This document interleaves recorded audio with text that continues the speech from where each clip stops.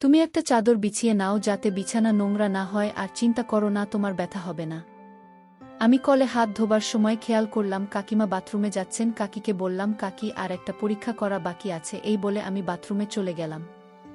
বাথরুমটা পুরো অন্ধকার, কোনো আলো নেই। আমি কাকিমাকে বললাম, এখানে তো কিছু দেখা যাবে না, তাই ঘরের টর্চ জ্বালিয়ে করতে হবে। আমার নাম আমি আমাদের গ্রামের থেকে প্রথম ডাক্তারিতে চান্স পাই, তাই গ্রামের লোক আমাকে নিয়ে খুব গর্বিত। ঘটনাটা তখনকার, যে বার আমি প্রথম গরমের ছুটিতে বাড়িতে আসি। সকাল সন্ধ্যা গ্রামের লোক নানা রোগ নিয়ে আমার কাছে চলে আসে, কারণ তারা ভাবে আমি ডাক্তার হয়ে গেছি। আর আমিও তাদের নিরাশ করি না, কারণ তারা আমায় খুব ভালোবাসে। তবে তাদের বেশিরভাগে জ্বর সর্দি নিয়ে আসে, তাই আমি তাদের কিছু ওষুধ দিয়ে দিই যাতে তারাও খুশি হয়। এই রকম ভাবে আমার ছুটির দিনগুলি বেশ ভালোই কাটছিল। তারই মধ্যে একদিন খবর এল আমার দিদিমার খুব শরীর খারাপ। মা আর বাবাকে যেতে হবে, বোনেরও স্কুল ছুটি, তাই সেও যাবে। তাই বাড়িতে রয়ে গেলাম একা আমি। কিন্তু আমার খাবার ব্যবস্থা কি হবে তা নিয়ে মা পড়ে গেলেন ভীষণ চিন্তায়। তখনই মুশকিল আসান হয়ে দেখা দিলেন আমাদের পাশের বাড়ির কাকিমা, যিনি আমাকে ছোটবেলা থেকে কোলে পিঠে করে মানুষ করেছেন। তিনি মাকে বললেন, দিদি, জয় তো আমার ছেলের মতো, তোমরা ওকে নিয়ে কোনো চিন্তা করতে হবে না, ও আমাদের বাড়িতে খাবে। তাই মার আর কোনো চিন্তা রইল না। পরদিন সকালবেলা মা, বাবা ও বোন রওনা দিলেন দিদিমার বাড়ির উদ্দেশ্যে। তাই সকাল থেকে বাড়ি ফাঁকা। এরই মাঝে কয়েকজন এসেছিল ওষুধ নিতে। তারপর আর কোনো কাজ না থাকায় ঘুমিয়ে পড়েছিলাম। হঠাৎ ঘুম ভাঙল কাকিমার ডাকে, কিরে, চয়ে খেতে হবে না? দুপুর হয়ে গেছে, যা স্নান সেরে তাড়াতাড়ি আমাদের বাড়ি চলে আয়। আমিও তাড়াতাড়ি স্নান সেরে কাকিমাদের বাড়ি গিয়ে দেখি তিনি দুইজনের জন্য খাবার বেডে বসে আছেন। এখানে বলে রাখা ভালো যে কাকিমা বাড়িতে একাই থাকেন। কাকু শহরে চাকরি করেন ও তাদের একমাত্র মেয়ের বিয়ে হয়ে গেছে। কাকিমা একটু মোটা ধরনের মহিলা, গায়ের রং একটু চাপা, কিন্তু মুখটা খুব সুন্দর। বাড়িতে হালকা শাড়ি আর ম্যাক্সি পরে থাকেন। ম্যাক্সিতে কাকিতে বেশি সুন্দর লাগে। ঢিলেঢালা ম্যাক্সিতে কাকির সৌন্দর্য পাড়ার সবার মন কাড়ে। আমি যেতেই কাকিমা বললেন, তাড়াতাড়ি খেতে বসে পড়। আমরাও খুব খিদে পড়েছিল, তাই তাড়াতাড়ি খাই নিলাম। খাবার শেষ করে দুজনে একসাথে কল পড়ে যায়। আমি হাত ধুতে আর কাকিমা বাসন মাজতে। তখন খেয়াল করলাম কাকিমা ঠিকমতো বসতে পারছে না। আমি ব্যাপারটা খাবার সময়ও খেয়াল করেছিলাম। দেখে মনে হলো যেন ওনার বসতে কষ্ট হচ্ছে, কিন্তু আমি আর কিছু বললাম না। হাত ধুয়ে সোজা চলে এলাম ঘরে। ভাবলাম এখন আর বাড়ি গিয়ে কাজ নেই, এখানে কাকিমার সাথে বসে দুপুরটা কাটিয়ে দেব। কিছু সময় পরে কাকিমা ঘরে আসলেন হাতে পানের সাজি নিয়ে। বাঙালি মহিলাদের ভাত খাওয়ার পর পান খাওয়াটা যেন একটা নিয়ম। ওদিকে কাকিমার নিচে বসে পান সাজাতে লাগলেন, আর আমি খাটে বসে তাকে দেখছিলাম আর তার সাথে গল্প করতে লাগলাম নানা কথা নিয়ে। তখনও দেখলাম কাকিমা একটু অন্যরকম হয়ে বসে রয়েছেন, যেন সহজভাবে বসতে পারছেন না। ওইবার আমি আর থাকতে না পেরে জিজ্ঞাসা করে বসলাম, কাকিমা, তোমার কি হয়েছে? আসার পর থেকে খেয়াল করছি তুমি ঠিকমতো বসতে পারছো না, মনে হচ্ছে তোমার বসতে খুব কষ্ট হচ্ছে। কাকিমা বলল, না রে জয়, ওইরকম কিছু না, আসলে বয়স হয়েছে তাই। না কাকিমা, ব্যাপারটা অত সহজ না। আমি একটু পণ্ডিতগিরি দেখিয়ে বললাম, আমি ডাক্তার, তাই আমাকে ফাঁকি দিতে পারবে না। কাকিমা এবার হেসে বলল, বড় ডাক্তার এসেছেন, একবারে সব বুঝে গেছেন। আমি বললাম, তো তেমন কিছু না। আমি এবার নাচট বান্দা না, সত্যি করে বলো কি হয়েছে তোমার? কাকিমা এইবার আমার চাপের কাছে হার মানলেন। কি বলবো তোকে, প্রায় 2 মাস ধরে তলপেটে খুব ব্যথা, বসলে উঠতে পারি না। আমি কাকিমার কথা শুনে কেমন যেন মনে মনে উৎসাহী হয়ে গেলাম। ভাবলাম ব্যাপারটা এগিয়ে নিয়ে যাই, দেখি কি হয়। জিজ্ঞাসা করলাম, তাহলে ডাক্তার দেখাওনি কেন? তোর কাকুকে বলেছিলাম, কিন্তু তার তো আর সময় হয় না। বুঝলাম কাকুর প্রতি অভিমান আছে। মনে মনে ভাবলাম, দেখে কিছু কাজ হয় নাকি। কোথায় ব্যথা? বলতে কাকিমা তলপেটের দিকে দেখালেন। আমি বললাম, পরীক্ষা করে দেখতে হবে কি হয়েছে। কাকিমা একটু অস্বস্তিতে পড়ে গেলেন, কিন্তু আমাকে থামতে বলতে পারছেন না। ব্যথার জন্য আবার আমার সাথে খোলামেলা ভাবে কথাও বলতে পারছে না। লজ্জা আর সম্মানের কারণে আমি পর্যবেক্ষণ করে অনেক কিছু দেখতে পেলাম। বন্ধুরা, ইউটিউবে করা নিয়মের কারণে এসব ঘটনা সরাসরি বলা যাচ্ছে না। তোমরা কমেন্টে দেওয়া লিঙ্ক থেকে আমার ওয়েবসাইট ভিজিট করো, সেখানে একদম খোলামেলা গল্প দেওয়া আছে।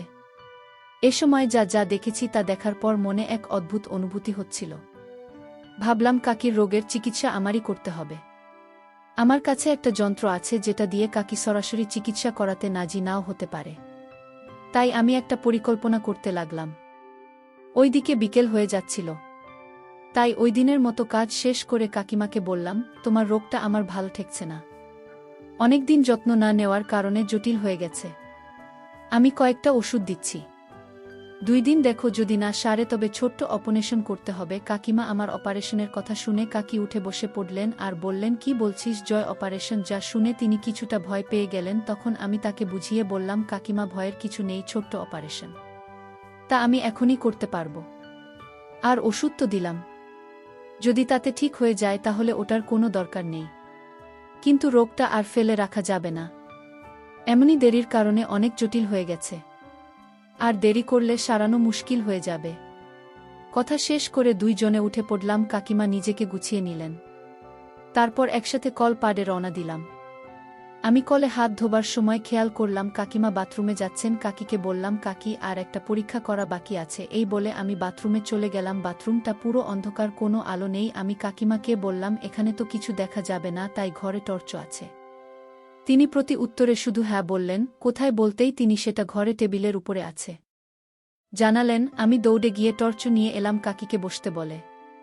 আমি টর্চ দিয়ে পরীক্ষা করলাম। শেষবারের মতো হাত দিয়ে ভালো করে পরীক্ষা করে অনেক কিছু বুঝতে পারলাম। এরপর হাত ধুয়ে রাতে খেতে আসার সময় ওষুধ নিয়ে আসব বলে বাড়ি চলে আসলাম। আগের দিন বিকেলবেলা কাকিমার রোগ পরীক্ষার নাম করে অনেক কাজ করেছি, কিন্তু আমার মন চাইছে কাকিমাকে ভালো করে একটা ট্রিটমেন্ট দিতে হবে। রাতে তাদের বাড়ি খেতে গিয়ে আমি পূর্ব কথামতো তাকে কয়েকটি ওষুধ দিয়ে আসি। আসলে সেগুলো ছিল হজমের ওষুধ, যা দিয়ে তার ব্যথা কমার কোনো কারণ ছিল না, যাতে পরের দিন আমার প্ল্যান অনুযায়ী অপারেশনের বাহানায় কাকিমাকে চিকিৎসা দিতে পারি। পরদিন সকালের দিকে গিয়ে একবার তাকে জিজ্ঞেস করে আসি তার ব্যথা কমেছে কিনা। আমার প্ল্যান মতো তিনি উত্তর দিলেন না, তার ব্যথা কমেনি। ওইদিকে আমি মনে মনে খুশি হয়ে কিন্তু মুখ বেচার করে কাকিমাকে জানালাম, আজ সারাদিন ওষুধটা খেয়ে দেখো, যদি ব্যথা কমে তবে ঠিক আছে, না হলে কাল অপারেশন করতেই হবে। এই কথা বলে চলে এলাম। ওইদিকে আজ সারাদিন আমি বাড়িতে একা। তাই আমার প্ল্যান এর সবচেয়ে গুরুত্বপূর্ণ জিনিস অচেতন করার ওষুধ। শহরে চলে গেলাম। ওইদিকে কাকিমাকে বলে গেলাম কিছু বই আনতে, শহরে যাচ্ছি, ফিরতে রাত হতে পারে, অচেতন করার ওষুধ জোগাড় করা সহজ ব্যাপার নয়। তাই আমি এক সিনিয়র মেডিকেল ছাত্রের সাহায্যে নিজের মেডিকেল ছাত্রের পরিচয় দিয়ে অনেক কষ্টে ওষুধটা জোগাড় করলাম, যা দিয়ে কোনো ব্যক্তিকে প্রায় 5 ঘন্টা এমনভাবে অচেতন করে রাখা যায়, কিছুই টের পাবে না। যাই হোক, ওষুধ জোগাড় করে বাড়ি ফিরতে ফিরতে রাত হয়ে গেল। তাই রাতের বেলা কাকিমার বাড়ি খেতে গিয়ে তাকে জিজ্ঞেস করলাম, ব্যথা কেমন? তিনি আগের মতো জবাব দিলেন না। ওষুধের কোনো উপকার হয়নি। আমি জবাবে বললাম, আজ রাতটা দেখি, না হলে কাল অপারেশন করতেই হবে। তা শুনে কাকিমার মুখটা কেমন ভীত ও গম্ভীর হয়ে গেল। কাকিমা যে অপারেশনকে ভয় পাচ্ছে তা বুঝতে পারলাম। তাই আমি তাকে বুঝালাম, কাকিমা ভয়ের কোনো কারণ নেই, ছোট্ট অপারেশন, তোমায় ব্যথা হবে না। কাকিমা আমার কথায় কিছুটা আশ্বস্ত হলেও আবার জিজ্ঞেস করলেন, অপারেশন কি খুব জরুরি? আমি বললাম, হ্যাঁ, না হলে ইনফেকশন এর ভয় থাকবে। এই কথা বলে আমি বাড়ি ফিরে এলাম। কিন্তু মনের মধ্যে তখন একটাই কথা, কখন সকাল হবে, কখন কাকিমার অপারেশন করতে পারব। পরদিন সকালবেলা ঘুম থেকে উঠে সোজা চলে গেলাম কাকিমাদের বাড়ি। কাকিমা খুব ভোরে ঘুম থেকে ওঠেন। আমি গিয়ে দেখলাম তিনি চা রেডি করে রেখেছেন।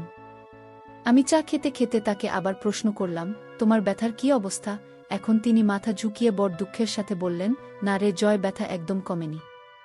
আমি কথাটা শুনে মনে মনে খুব খুশি হলাম, কিন্তু মুখে একটা চিন্তার ভাব নিয়ে তাকে জানালাম, কাকিমা, আর কোনো উপায় নেই, অপারেশনটা করতেই হবে। যা শুনে তিনি আবারও চিন্তিত হয়ে বললেন, আর কিছুদিন দেখলে হয় না? সবে তো মাত্র একদিন ওষুধ খেলাম। আমি সঙ্গে সঙ্গে তাকে থামিয়ে দিয়ে বললাম, না কাকিমা, তোমার যা রোগ তা ওষুধের সারবে না মনে হচ্ছে। তবুও আমি একবার চেষ্টা করলাম, কিন্তু এরপরেও অপারেশন না করলে বিপদ হতে পারে। আমার কথা শুনে কাকিমা আরও ঘাবড়ে গেলেন। বললেন, দাঁড়া, তোর কাকুকে একবার জিজ্ঞেস করে দেখি। এটা শুনে আমি মনে মনে কিছুটা ভয় পেয়ে গেলাম যে এবার আমার প্ল্যানটা না ভেস্তে যায়। এমন সময় কাকিমা বললেন, ওর কাছে মোবাইল আছে না? আমাকে একটু দেনা, তোর কাকুর সাথে কথা বলে দেখি তিনি কি বলেন। আমি মন না চাইলেও অনিচ্ছা সহকারে মোবাইলটা তাকে দিলাম। তিনি মোবাইলে কাকুকে সব ঘটনাটা বললেন। শুনে তিনি বললেন, এই বিষয়ে সব জানে, তাই সে যেটা ভালো বুঝবে সেটাই করা উচিত। আরও যদি বলে অপারেশন করা জরুরি তাহলে তা করিয়ে নেওয়া ভালো। কাকুর সাথে কথা বলে কাকিমা এবার যেন অনেকটা হালকা হলেন। আর আমি মনে মনে খুব খুশি হলাম, কারণ আজ কাকুর পারমিশন নিয়ে আমি কাকিমার চিকিৎসা করব। কাকি জিজ্ঞাসা করলেন, জয় তাহলে কখন করবি? আমি কিছুটা ডাক্তারি ঝেড়ে বললাম, তুমি সকাল 10টার দিকে পেট ভরে খেয়ে নিবে আর ভালোমতো স্নান করে নেবে। আমি তোমাকে ওষুধ দিয়ে অচেতন করে নেব, তুমি বুঝতেই পারবে না কখন কি হয়েছে। যা শুনে কাকিমা বললেন, তাই নাকি, তাহলে খুব ভালো। আমি বললাম, তুমি ঘুম থেকে উঠে দেখবে সব শেষ। তাহলে আমি এখন যাই, 12টার দিকে আসব, তুমি রেডি থেকো। 12টার সময় আমি চলে আসলাম কাকিমাদের বাড়ি অচেতন করার ওষুধ আর আমার যন্ত্র নিয়ে। ঘরে গিয়ে দেখি যে তিনি রেডি হয়ে বসে আছেন। আমি সাথে সাথে তাকে বললাম, কাকিমা একটা বড় চাদর বিছিয়ে নাও, না হলে বিছানা নোংরা হয়ে যাবে। তিনি একটা চাদর এনে বিছানায় পেতে দিলেন। এরপর আমি অচেতন করার ওষুধ দিলাম। কিছুক্ষণ অপেক্ষা করতেই তিনি আস্তে আস্তে অচেতন হয়ে পড়লেন। আমি পরীক্ষা করে নিলাম যে তিনি ওষুধের প্রভাবে সম্পূর্ণরূপে অচেতন কিনা। এবার আমি চিকিৎসা শুরু করলাম। বড় একটা সাপোজিটার তৈরি করে নিলাম। বন্ধুরা, তোমরা নিশ্চয়ই বুঝতে পেরেছ আমি কিসের কথা বলছি। আস্তে আস্তে চিকিৎসা করতে লাগলাম। প্রায় 3টা 1 নাগাদে কাকিমার চিকিৎসা করার পর ক্লান্তি লাগছিল। এদিকে কাকিমা বুঝতে পারলেন না কি হয়েছে। এই 3 ঘন্টায় একটু পর আমি সব গুছিয়ে নিলাম। এরপর পাশে রাখা জলের বোতল থেকে জল নিয়ে ছিটিয়ে দিলাম তার চোখে মুখে। এতে তিনি কিছুটা স্বাভাবিক হয়ে এলেন। কষ্ট করে সামান্য উঠে বসে আমার দিকে তাকিয়ে প্রশ্ন করলেন, আমার একটু ব্যথা হচ্ছে, কি করেছিস তুই? আমি আমতা আমতা করে জবাব দিলাম, অপারেশনের পর ওই রকম একটু একটু হয়, 2-1 দিন ওষুধ খেলে ঠিক হয়ে যাবে, তুমি চিন্তা করো না, আমি আছে, ওষুধ দিয়ে দেব, 2-1 দিনে সব ঠিক হয়ে যাবে। আর তুমি এখন বেশি নড়াচড়া করো না, একটা বালিশ দিয়ে সোজা হয়ে শুয়ে থাকো, আমি চা করে আনছি। তারপর চলে গেলাম রান্নাঘরে চা বানাতে। মনের অনেকটা আশঙ্কা কেটে গেল যে কাকিমা কিছু ধরতে পারেননি, আমার কথা সরল মনে বিশ্বাস করে নিয়েছেন। আমি চা করে নিয়ে গেলাম কাকিমার কাছে। তিনি তখন বিছানায় শুয়ে রয়েছেন। আমি তাকে চা খাওয়ার জন্য ডেকে উঠে বসতে বললাম। তিনি অনেক চেষ্টা করেও উঠে বসতে পারলেন না।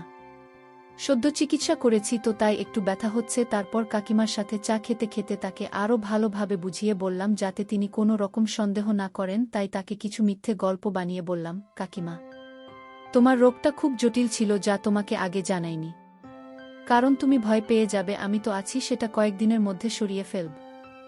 আর এখন থেকে তুমি যতদিন ঠিক না হয়ে উঠছ, আমি তোমার সাথেই থাকব। এই বলে চা শেষ করে কাকিমাকে আবার বিশ্রাম নিতে বলে নিজেও চলে গেলাম রাতের খাবারের ব্যবস্থা করতে।